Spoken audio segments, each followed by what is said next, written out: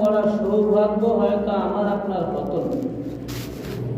এমনও হতে পারে আল্লাহ তাআলা এই জুমার নামাজের উছিলায় আপনার আমার জিন্দেগীর গুনাহ মাফ করে দিতে পারে।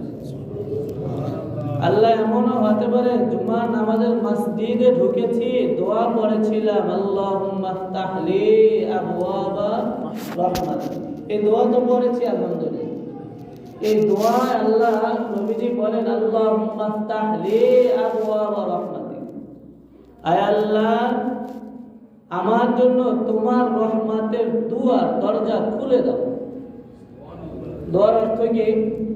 আল্লাহুম্মা আফতাহ লি আবওয়াবা রাহমাতিক, আয় আল্লাহ আমার জন্য তোমার রহমতের সকল দরজা, রহমতের সকল দরজা, সব দরজা খুলে দাও। কার কাছে দোয়া করলাম? আল্লাহর কাছে দোয়া করলাম।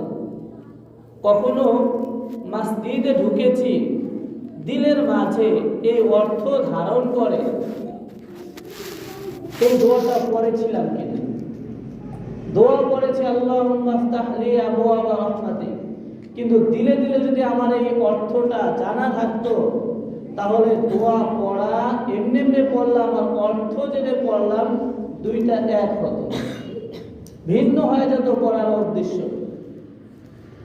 কত সুন্দর দোয়া, আল্লাহুম্মা আফতাহ লি আবওয়াবা রাহমাতিক, আয় আল্লাহ আপনি আমার জন্য, কার জন্য বলেন? আমার জন্য আপনার রহমতের সকল দরজা, সকল দরজা, এক দরজা না।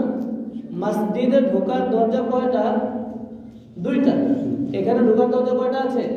দুইটা দরজা। যদি একটা দরজা বন্ধ থাকে, লোকজন একটাতে ঢোকা একটাতে বের হওয়া একটু কষ্টকর হয়ে যায়, একটু কষ্ট হবে না? সেই জায়গাটায় দুইটাই যদি খোলা থাকে, দুইটা ঠাই গেলা যদি খোলা থাকে, তাহলে ঢুকতে আর বের হতে কি হয়ে যাবে? সহজ হবে। বলে বান্দা যখন আল্লাহর কাছে দোয়া করে, এই দোয়া করার পরে আল্লাহ যদি কবুল করে ফেলেন, আর দোয়া কবুল হয়, বলে দোয়া কি হয়? দোয়া কি হয়? আল্লাহ বলেছেন দোয়া করো, দোয়া আমি কবুল করব। ও দুউনি আস্তাজিব লাকুম।